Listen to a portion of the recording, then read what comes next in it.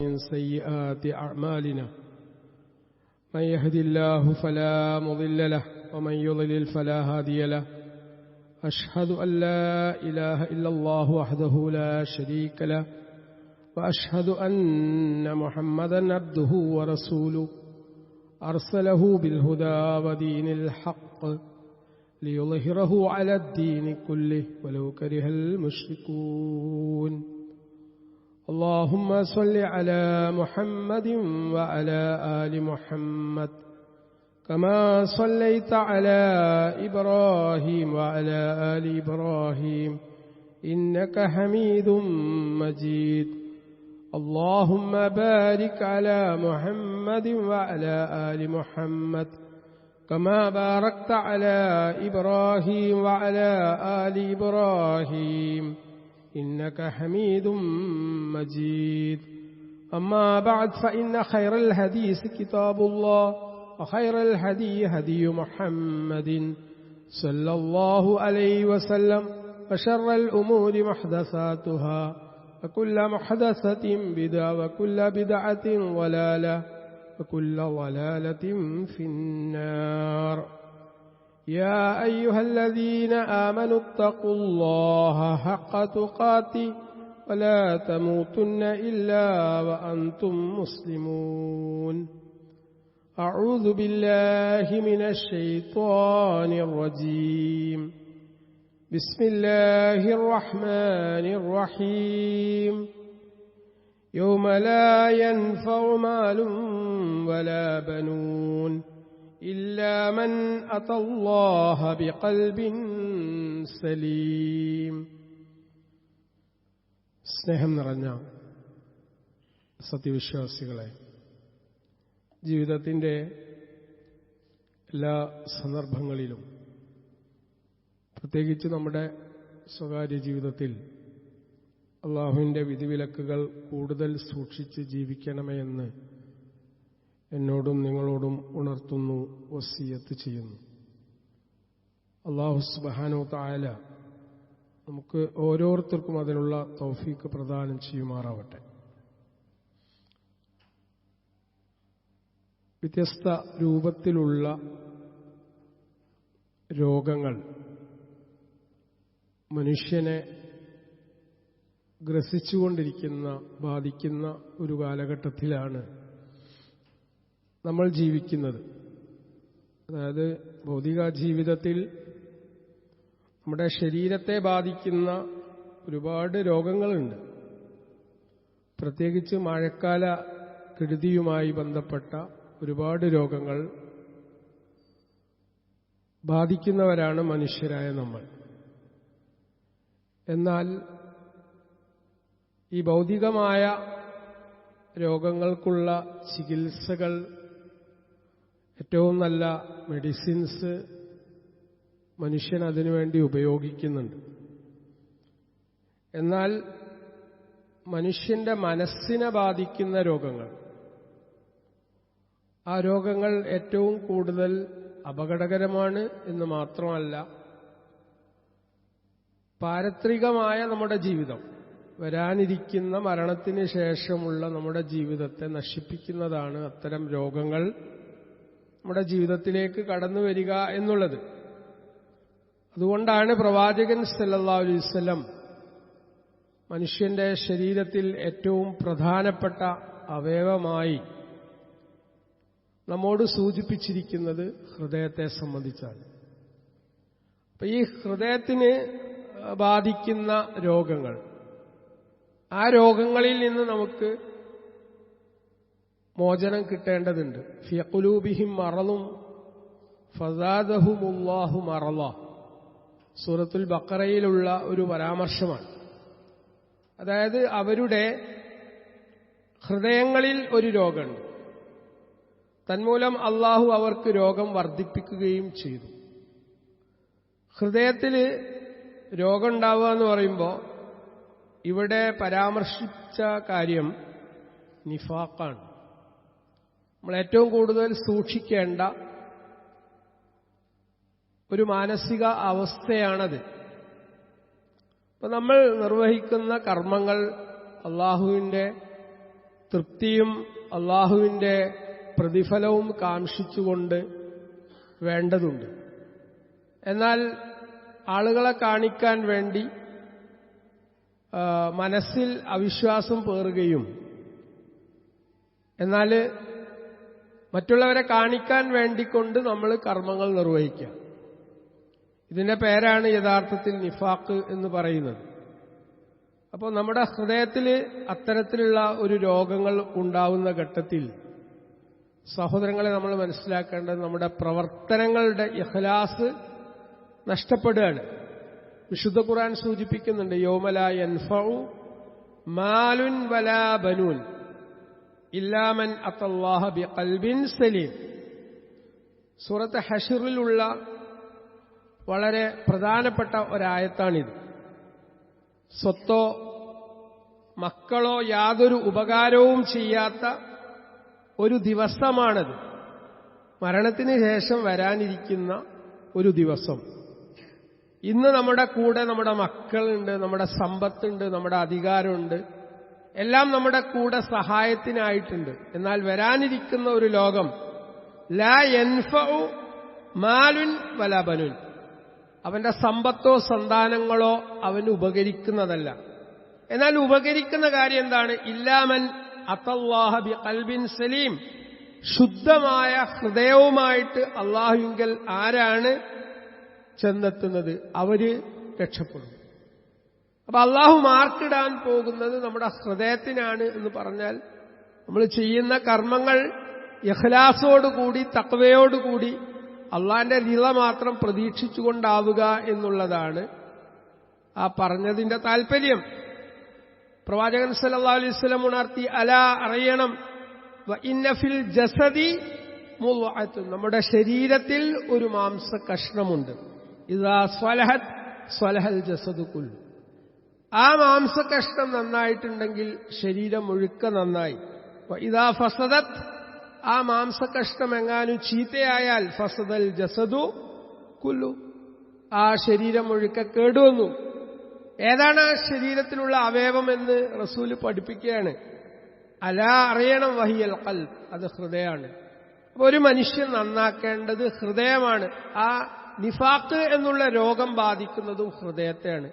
അപ്പൊ മനസ്സിനെ ബാധിക്കുന്ന ഒന്നാമത്തെ രോഗം നിഫാഖാണ് നമ്മൾ മനസ്സിലാക്കുക. ആ നിഫാഖ് കാപട്യം, മറ്റുള്ളവർക്ക് മുമ്പിൽ കർമ്മങ്ങൾ ചെയ്യുന്ന സന്ദർഭത്തിൽ അവരുടെ തൃപ്തി, അവരുടെ കയ്യടി, അവരുടെ നല്ല അഭിപ്രായം, അവരുടെ കമന്റ്, ഇതൊക്കെ പ്രതീക്ഷിച്ചുകൊണ്ടാണോ നമ്മൾ പ്രവർത്തനങ്ങൾ ചെയ്യുന്നത് എങ്കിൽ നിഫാഖിന്റെ ആ ലിസ്റ്റിലേക്ക് അത് പെടും. രണ്ടാമത്തെ രോഗമായിട്ട് റസൂൽ സല്ലല്ലാഹു അലൈഹി വസല്ലം പരിചയപ്പെടുത്തുന്നത് ഹസദാണ്. ഇയ്യാക്കും വൽ ഹസദ്, റസൂൽ സല്ലല്ലാഹു അലൈഹി വസല്ലം പറഞ്ഞു, നിങ്ങൾ അസൂയയെ സൂക്ഷിക്കണം. ഫഇന്നൽ ഹസദ യഅകുലുൽ ഹസദാത് ഹസനാത് കമാ തഅകുലു അന്നാറു അൽ ഖതബ്. ഈ വിറക്, തീ വിറകിനെ എപ്രകാരമാണോ തിന്നുകളയുന്നത് അപ്രകാരം നമ്മൾ ചെയ്തുകൊണ്ടിരിക്കുന്ന നന്മകളെ തിന്നുകളയുന്നതാണ് നമ്മുടെ മനസ്സിന്റെ ഉള്ളിൽ അസൂയ ഉണ്ടാവുക എന്നുള്ളത്. മറ്റുള്ളവർക്ക് ലഭിച്ച അനുഗ്രഹങ്ങൾ നീങ്ങിപ്പോകണം എന്നുള്ള ആഗ്രഹം ഒരാളുടെ മനസ്സിലുണ്ടെങ്കിൽ അതിന്റെ പേരാണ് ഹസദ് എന്ന് പറയുന്നത്. നമ്മുടെ സഹോദരങ്ങൾക്ക് നല്ല വീടുണ്ട്, നല്ല വാഹനമുണ്ട്, നല്ല ജോലിയുണ്ട്, നല്ല സൗകര്യങ്ങളുണ്ട്, ഇതൊക്കെ ഉണ്ടാവുന്ന സമയത്ത് നമ്മുടെ മനസ്സിനുള്ളിൽ അസ്വസ്ഥത പുകയുന്നുണ്ടെങ്കിൽ അതിന്റെ പേരാണ് അസൂയ. ഈ അസൂയ ഹൃദയത്തിൽ ഉണ്ടായിട്ടുണ്ടെങ്കിൽ അത് നമ്മുടെ മനസ്സിന് ബാധിച്ച രോഗമാണ് എന്നാണ് പ്രവാചകൻ സല്ലല്ലാഹു അലൈഹി വസല്ലം പഠിപ്പിക്കുന്നത്. അപ്പൊ രണ്ടാമത്തെ രോഗം അസൂയയാണ്, ഒന്നാമത്തെ രോഗം നിഫാഖാണ് അല്ലെങ്കിൽ കാപട്യമാണ്. മൂന്നാമത്തെ സഹോദരങ്ങളെ കിബിർ, അഹങ്കാരം എന്നുള്ളതാണ്. അതായത് ഞാൻ മറ്റുള്ളവരെക്കാൾ ശ്രേഷ്ഠനാണ് എന്നുള്ള ഒരു ചിന്ത, സത്യത്തെ നിഷേധിക്കുന്ന ഒരു മാനസികാവസ്ഥ ഇത്തരം സന്ദർഭത്തിൽ നമ്മുടെ മനസ്സിലുണ്ടാകും. സത്യത്തെ നിഷേധിക്കുന്ന മാനസികാവസ്ഥയിലേക്ക് ഒരാളെത്തുക എന്ന് പറഞ്ഞാൽ കിബിർ എന്നുള്ളത്, അഹങ്കാരം എന്നുള്ളത് അത്രത്തോളം ദോഷകരമായിട്ടുള്ള ഒരു കാര്യമാണ്. ലാ യദ്ഖുലുൽ ജന്ന മൻ കാന ഫീ ഖൽബിഹി മിസ്ഖാലു ദർറത്തിൻ മിൻ കിബർ. റസൂൽ സല്ലല്ലാഹു അലൈഹി വസല്ലം പഠിപ്പിക്കണം, ഒരാളുടെ ഹൃദയത്തിന്റെ ഉള്ളിൽ അണുമണി തൂക്കം കിബിറുണ്ടെങ്കിൽ അതായത് അഹങ്കാരം ഉണ്ടെങ്കിൽ ആ അഹങ്കാരമുള്ള മനുഷ്യൻ സ്വർഗത്തിൽ പ്രവേശിക്കുകയില്ല. വളരെ ഗൗരവത്തിൽ നമ്മൾ ചിന്തിക്കേണ്ട ഒരു കാര്യമാണ്. ഇത്. കാരണം ഹൃദയത്തിന്റെ ഉള്ളിൽ ഈ രോഗം വന്നു കഴിഞ്ഞാൽ അനാനിയത്ത്, ഞാൻ എന്നുള്ള ഭാവം, എനിക്കെല്ലാം അറിയാം, ഞാനാണ് കാര്യങ്ങൾ നിയന്ത്രിക്കുന്നത്, വീട്ടിലത്തെ ചെലവ് ഞാനാണ് നടത്തുന്നത്, എല്ലാ കാര്യവും എന്റെ കയ്യിലാണ്, ഈ ഒരു അനാനിയത്ത് നമ്മുടെ ഹൃദയത്തിലേക്ക് കടന്നു വരുന്നുണ്ടോ എന്ന് നമ്മൾ ചിന്തിക്കേണ്ടതുണ്ട്. നാലാമത്തെ കാര്യം റിയാ ആണ്. വിശുദ്ധ ഖുർആൻ പറയുന്നുണ്ടല്ലോ, ഫവൈലുൽ ലിൽ മുസല്ലീൻ അല്ലദീനഹും അൻ സ്വലാത്തിഹിം സാഹൂൻ അല്ലദീനഹും യുറാഊൻ. നമസ്കരിക്കുന്ന ആളുകൾക്ക് നാശം. ആരാണ് നിസ്കാരക്കാര്? അവര് നിസ്കരിക്കുന്നത് അല്ലദീനഹും യുറാഊൻ, അല്ലെ? ആളുകളെ കാണിക്കാൻ വേണ്ടിയിട്ട്, മറ്റുള്ളവരുടെ ഗുഡ് സർട്ടിഫിക്കറ്റ് കിട്ടുക, അല്ലെങ്കിൽ ഓ വലിയ നിസ്കാരക്കാരനാണ് എന്ന് മറ്റുള്ളവര് അഭിപ്രായം രേഖപ്പെടുത്താൻ വേണ്ടിയിട്ട് കർമ്മങ്ങൾ നിർവഹിക്കുക എന്നുള്ളത് റിയാ ആണ്. അതിനെ സംബന്ധിച്ച് പ്രവാചകൻ സല്ലല്ലാഹു അലൈഹി വസല്ലം പഠിപ്പിച്ചത് അശ്ശിർക്കുൽ അസ്ഗർ. 2 തരം ഷിർക്കുകളുണ്ട്. അള്ളാഹുവിന് പങ്കു ചേർക്കുന്നത് ഒന്ന് വലിയ ഷിർക്കാണ് ആണെങ്കിൽ, രണ്ടാമത്തത് ചെറിയ ഷിർക്കാണ്.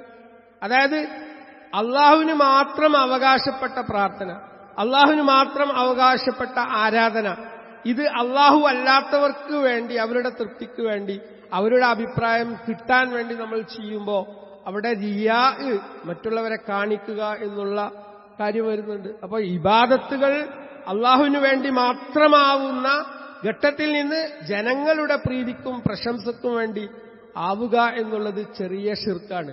ഇത് നമ്മുടെ മനസ്സിനെ ബാധിക്കുന്ന 4ാമത്തെ രോഗമാണ്.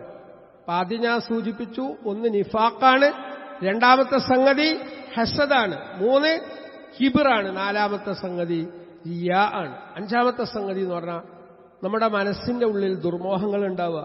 ഭൗതിക ലോകത്ത് എന്നും ഞാൻ ജീവിക്കും എന്നുള്ള ഒരു ചിന്ത.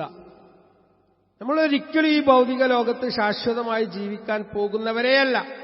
എന്നാൽ മനുഷ്യന് മനസ്സിന്റെ ഉള്ളിൽ അങ്ങനെയുള്ള ഒരു ചിന്ത പിശാചുണ്ടാക്കി കൊടുക്കുന്നു. ദർഹും യഅകുലു വയതമത്തഉ വയൽഹിഹിമുൽ അമൽ ഫസൗഫ യഅലമൂൻ. സൂറത്ത് ഹിജ്റിലുള്ള 3ാമത്തെ ആയത്താണ്. അവർ തിന്നുകയും സുഖിക്കുകയും ചെയ്യട്ടെ. മനുഷ്യന്മാരോട് പറയാണ്, ഒരു തിന്നട്ടെ, ഒരു സുഖിക്കട്ടെ, വ്യാമോഹം അവരെ ശ്രദ്ധ കെടുത്തട്ടെ, പിന്നീട് അവർ കാര്യം അറിഞ്ഞുകൊള്ളും. ഒരശ്രദ്ധയിൽ ജീവിക്കുകയാണ്.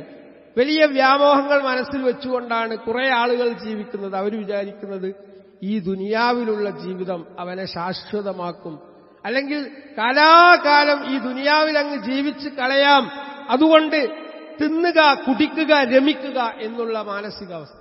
നിങ്ങൾ ആലോചിച്ച് നോക്കൂ, കുറെ ആളുകൾ ജീവിക്കുകയാണ്. ജീവിക്കുന്ന എന്താണ്? സുഖിക്കാൻ വേണ്ടിയിട്ട് മാത്രമാണ്.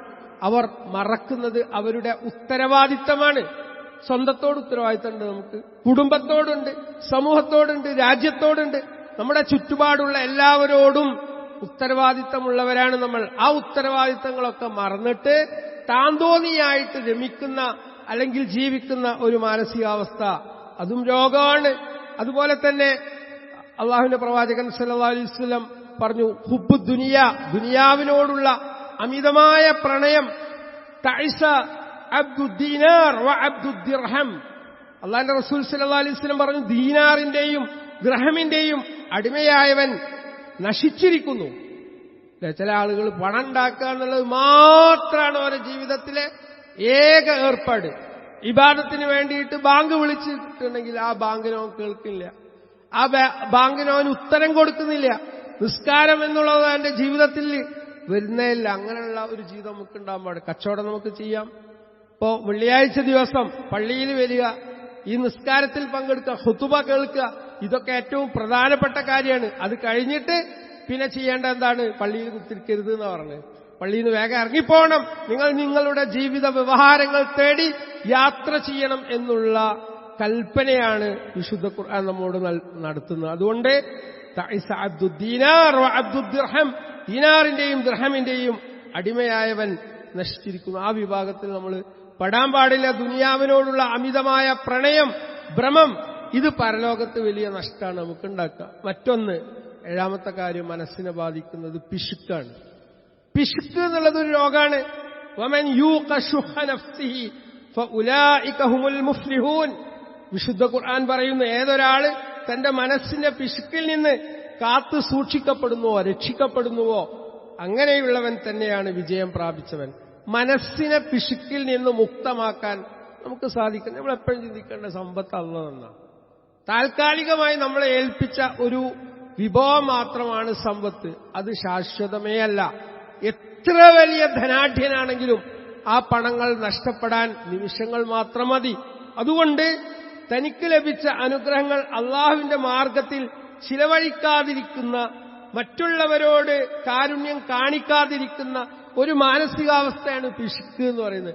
അതൊരു രോഗമാണ്. ആ രോഗം വരാതിരിക്കാൻ നമ്മൾ ശ്രദ്ധിക്കണം. ആ രോഗം എനിക്കുണ്ടോ? സമ്പത്ത് നമ്മൾ അള്ളാഹുവിന്റെ തൃപ്തിക്ക് വേണ്ടി ചിലവഴിക്കുമ്പോൾ ധാരാളമായിട്ട് നമുക്ക് തിരിച്ചു നൽകപ്പെടും. നമുക്ക് വേണ്ടി ഒരു മലക്കിനെ അള്ളാഹ് ഏർപ്പാടാക്കിയിട്ടുണ്ട്. ആ മലക്ക് എന്താ ചെയ്യുന്നത്? അള്ളാഹുവിന്റെ ദീനിന്റെ മാർഗത്തിൽ അള്ളാഹുവിന്റെ തൃപ്തിക്ക് വേണ്ടി സമ്പത്ത് ചിലവഴിക്കുമ്പോൾ ആ മലക്ക് പ്രാർത്ഥിച്ചുകൊണ്ടിരിക്കുകയാണ്, ഇയാൾക്ക് കൂടുതൽ നൽകണമേ. എന്നാൽ സമ്പത്ത് ചിലവഴിക്കാതെ പിശുക്ക് വെക്കുന്ന ആളുടെ സമ്പത്ത് നശിച്ചു പോവട്ടെ എന്ന് പ്രാർത്ഥിക്കാനും മലക്കുകൾ ഏർപ്പാടാക്കിയിട്ടുണ്ട്. അതാണ് നമ്മൾ ശ്രദ്ധിക്കേണ്ട മറ്റൊരു കാര്യം. അതുകൊണ്ട് സഹോദരന്മാരെ, ജീവിതത്തിൽ സൂക്ഷ്മത പുലർത്തിക്കൊണ്ട് ജീവിക്കാൻ നമുക്ക് സാധിക്കേണ്ടതുണ്ട്. അല്ലാഹു സുബ്ഹാനഹു തആല ഇത്തരത്തിലുള്ള കാര്യങ്ങൾ, പ്രവാചകൻ സല്ലല്ലാഹു അലൈഹി വസല്ലം നമുക്ക് ഇത്തരം അധ്യാപനങ്ങൾ പഠിപ്പിച്ചു തന്നിരിക്കുന്നത് നമ്മുടെ മനസ്സിനെ ശുദ്ധീകരിക്കാനാണ്, മനസ്സിനെ മാലിന്യങ്ങളിൽ നിന്നും രോഗങ്ങളിൽ നിന്നും മുക്തമാക്കാൻ വേണ്ടി നമ്മൾ പ്രത്യേകം ശ്രദ്ധിക്കേണ്ടതുണ്ട്. അല്ലാഹു നമ്മെ അനുഗ്രഹിക്കട്ടെ.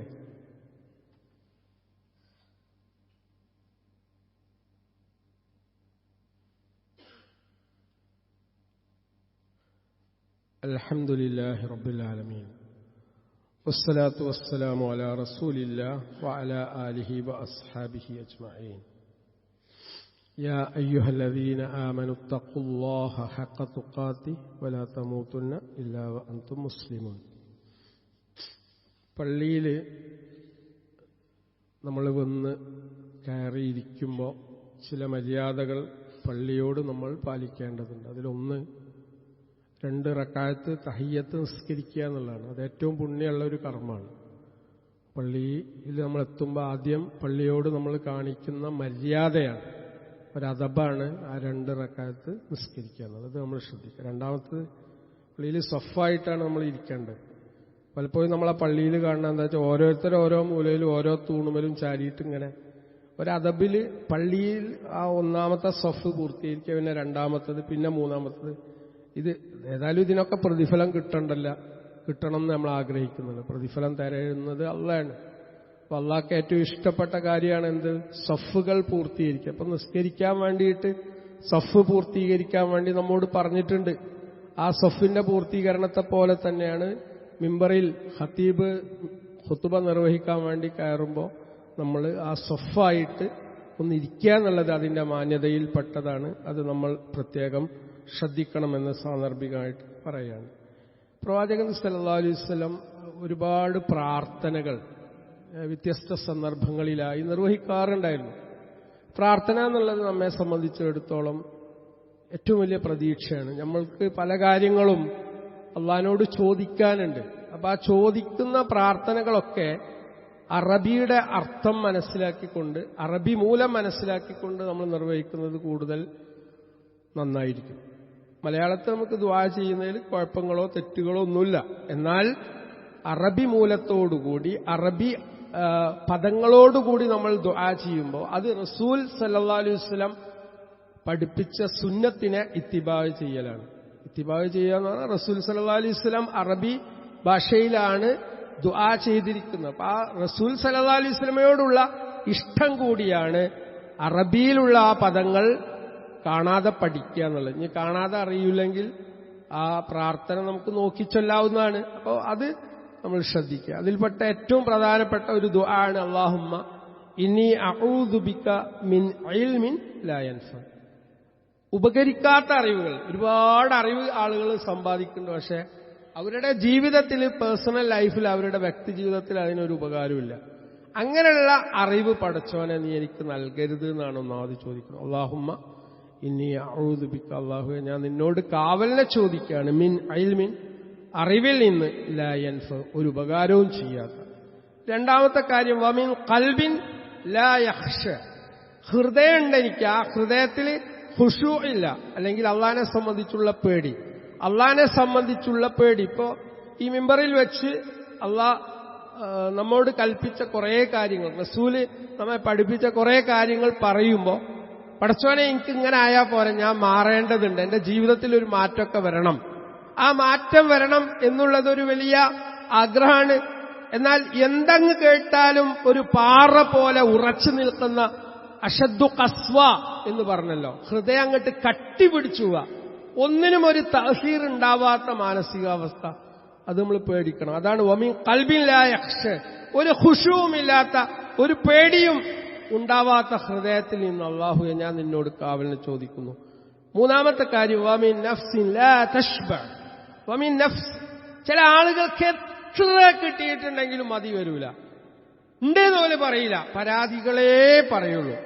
അപ്പോ മതി വരാത്ത മനസ്സിൽ നിന്നും ഹൃദയത്തിൽ നിന്നും പടച്ചോനെ ഞാൻ നിന്നോട് കാവലിനെ ചോദിക്കുന്നു. അതാണ് വമിൻ നഫ്സിൻ ലാ തശ്ബ എന്ന് പറഞ്ഞത്. പിന്നെ നാലാമതായിട്ട് പറയുന്നു വമിൻ ദഅവത്തിൻ ലാ യുസ്തജാബു ലഹ ദുആ ചെയ്യുന്നുണ്ട്, ആ ദുആക്ക് ഉത്തരം കിട്ടാത്ത പ്രാർത്ഥന. അങ്ങനെയുള്ള അവസ്ഥയും അല്ലാഹുവേ നീ എനിക്കൊരിക്കലും ഉണ്ടാക്കരുത്. അല്ലാഹുവേ ഞാൻ നിന്നോട് ദുആ ചെയ്യുമ്പോൾ ആ ദുആ നീ സ്വീകരിക്കുകയും അതിന് ഇജാബത്ത് നൽകുകയും ചെയ്യണമേ. ഈ 4 കാര്യങ്ങൾ പ്രവാചകൻ സല്ലല്ലാഹു അലൈഹി വസല്ലം സാധാരണയായി പ്രാർത്ഥിക്കാറുണ്ടായിരുന്നു. അല്ലാഹുമ്മ ഇന്നി അഊദു ബിക മിൻ ഇൽമിൻ ലാ യൻഫഅ വമിൻ ഖൽബിൻ ലാ യഖ്ശ വമിൻ നഫ്സിൻ ലാ തശ്ബ വമിൻ ദഅവത്തിൻ ലാ യുസ്തജാബു ലഹ. ഇത്തരത്തിലുള്ള പ്രാർത്ഥനകൾ നമ്മൾ പഠിക്കുക, ജീവിതത്തിൽ പകർത്തുക. അല്ലാഹു സുബ്ഹാനഹു വ തആല അതിനുള്ള തൗഫീഖ് നമുക്ക് പ്രദാനം ചെയ്യുമാറാവട്ടെ. اللهم اغفر للمؤمنين والمؤمنات والمسلمين والمسلمات الأحياء منهم والأموات إنك مجيب الدعوات يا قاضي الحاجات توفنا مسلما وألحقنا بالصالحين. اللهم آت أنفسنا تقواها وزكها أنت خير من زكاها أنت وليها ومولاها. ربنا ظلمنا أنفسنا وإن لم تغفر لنا وترحمنا لنكونن من الخاسرين. ربنا آتنا في الدنيا حسنة وفي الآخرة حسنة وقنا عذاب النار. ربنا ظلمنا أنفسنا وإن لم تغفر لنا وترحمنا لنكونن من الخاسرين. وصلى الله على محمد وعلى آله وأصحابه أجمعين.